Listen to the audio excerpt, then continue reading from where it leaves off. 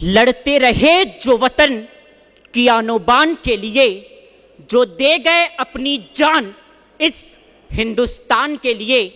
आज का यह मंच उन्हीं के नाम करता हूं और भारत के शहीदों को सलाम करता हूं। नमस्कार, मैं सोमेश्वर प्रसाद गंजीर, ग्राम पूसवाड़ा, जिला उत्तर बस्तर कांकेर, छत्तीसगढ़ से उपस्थित हूं आप सभी के समक्ष।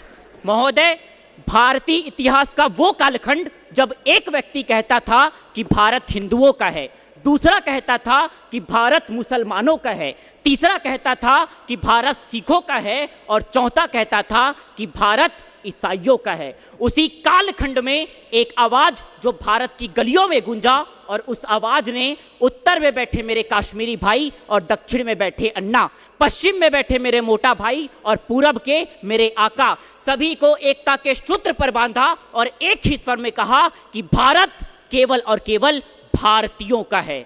वो आवाज किसी और की नहीं बल्कि वो आवाज थी 9 भाषाओं के ज्ञाता, 32 डिग्रियों के राजा, विदेश जाकर अर्थशास्त्र में पीएचडी करने वाले पहले व्यक्ति और विश्व के सबसे बड़े लिखित संविधान के शिल्पकार बाबा साहेब भीमराव अंबेडकर। मित्रों, ये भीमराव अंबेडकर कोई व्यक्ति नहीं अपितु एक विचारधारा है जो निरंतर हमें राष्ट्र निर्माण के लिए प्रेरित करती है।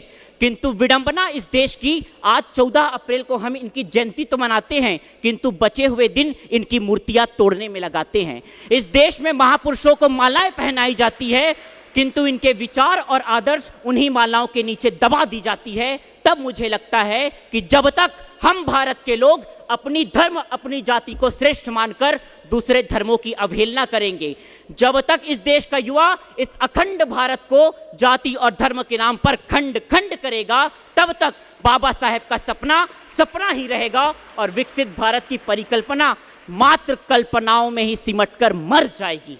क्योंकि मित्रों, ये भारत वो भारत नहीं जिसे विदेशी आए, लूटे और निकल गए, बल्कि ये भारत आर्यभट्ट की खोज, विवेकानंद का ज्ञान, दधीची का दान, राणा प्रताप की आन, पन्ना घाई का बलिदान और सर्वे भवन्तु सुखिना के महामंत्र से विश्व की सर्वोत्कृष्ट संस्कृति और सभ्यता का संगम है। 1/145 करोड़ भारत मैं हूं, 1/145 करोड़ भारत ये है, ये है, ये है, और 1/145 करोड़ भारत वो अंतिम से अंतिम पंक्ति पर बैठा व्यक्ति है। तो चलिए हम सब मिलकर भारत से महंगाई, बेरोजगारी, भूखमरी, गरीबी, भ्रष्टाचार को जड़ से उखाड़ फेंकते हैं और मिलकर बनाते हैं परम वैभवशाली, जगत गुरु, विश्व गुरु, आत्मनिर्भर, विकसित भारत। अमरैया कस्तूर छाव मां मोर संग बैठ थिरा लो, पानी पी लो मैं सागर आऊं, दुख पीरा बिसरा लो, नवा जोत लो नवा गांव पर, रास्ता नवा गढ़ाओ रे, मोर संग चलो रे, सब मिल के चलो रे। धन्यवाद, प्रणाम। बोल भारत माता की।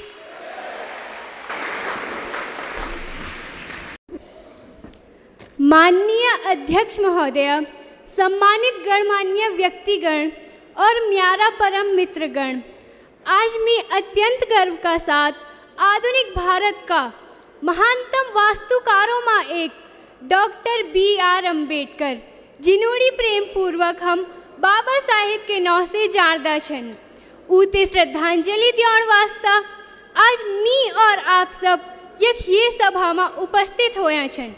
बाबा साहेब को जन यूं युग में हुई जब समाज में असमानता अपनी गहरी जड़ जमाया था। बाबा साहेब न केवल भेदभाव से ऊपर उठी बल्कि इके वास्ते लड़ाई लड़ी।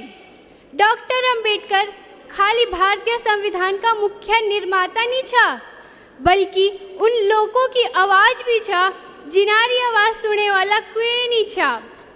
आपन एक बार बोली छे कि शिक्षा हमारो सबसे शक्तिशाली हथियार छन, इका उपयोग हम ई दुनिया ते बदलन वास्ता कर सकदा और आपका जीवन वास्तव में इते सिद्ध कनु छो। आज हम भारत का युवा होने का नाता स्वयं ते इस सवाल करला कि क्या हम वास्तव में उनका आदर्शों का अनुसार अपना जीवन जीना छन?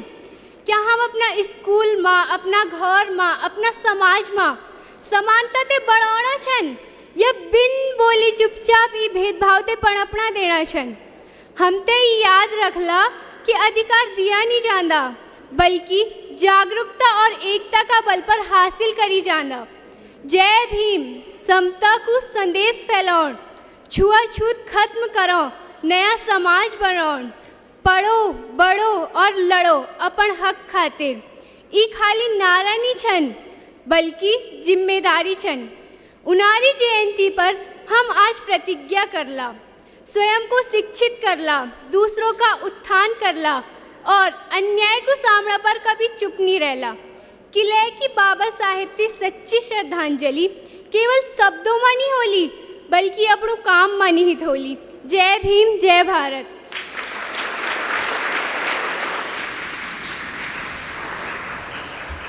Imagine when I tell you about a boy who was not allowed to enter the classroom in Satara. Imagine when I tell you about a boy who was not allowed to drink water from a common drinking pot during the school years in Bombay. Imagine when I tell you about a boy who was left stranded with his siblings by the cartman because the cartman was not willing to take something he called the untouchables. That same young boy became the father of the Indian Constitution, that rethink the idea of India itself and became someone who gave us the very core of something that we take pride on, that is the democracy of India.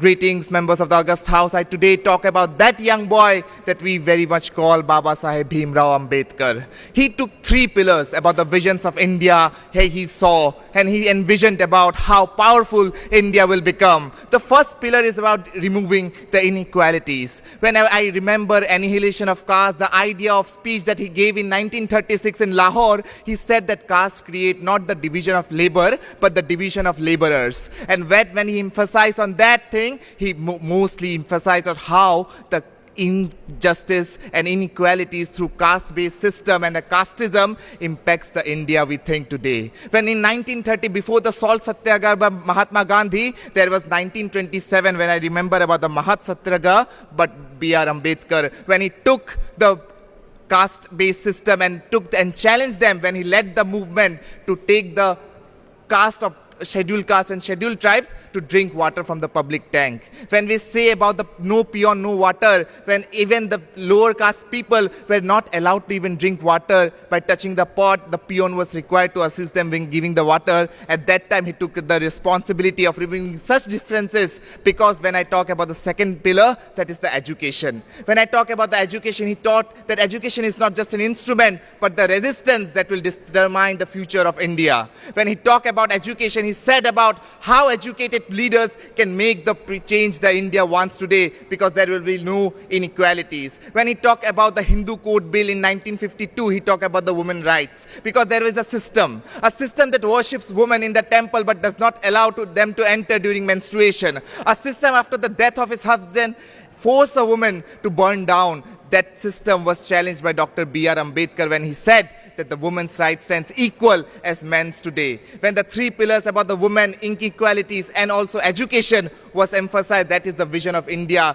the India walks today. When the India envisions today about the $5 trillion economy, India must know about the idealism of Dr. B.R. Ambedkar. Because I come from the land of Assam. When I see this land of Assam, I wear this Assamese gamusa as the representation of that land. Because that land, the making of this gamusa is not limited to the no people of the artisans, because education is reaching the corners of Majuli, is reaching the corners of the Margarita, is reaching the corners of Barak Valley. It is also home to Bhupen Hazarika, who said, Jilika bolui tore par, the land will shine brightest among the stars, and also it is land of Zubin Garg, the icon who was the voice of the voices and voice of the people. That is the same fearlessness we require in the youth today, and it is the same fearlessness Dr. B.R. Ambedkar envisioned that we need to carry today. When he talked about how our constitution is a gift, he talked about Article 14, that is the right to equality. He talked about how we will speak against the discrimination. He talked about Article 15, that is the right against discrimination. He said about untouchability should not exist. He talked about Article 17. And when he talked about that we need to have the right to life, he talked about Article 21. And when we think that the constitution does not guarantee us something, that there is Article 32, the right to constitutional remedies. He thought about everything. He thought about everyone. And today on this auspicious day, I sum up my time by saying that जो हमारे अधिकार के लिए अटल खड़ा रहा, उसे हमने बाबा साहेब भीमराव अंबेडकर कहा, and he is the man that has dreamed about an India that will stand in the global platform, standing eye to eye with all the nations, irrespective of everything, and seeing in a vision that we see India as a supernatural global power. Thank you.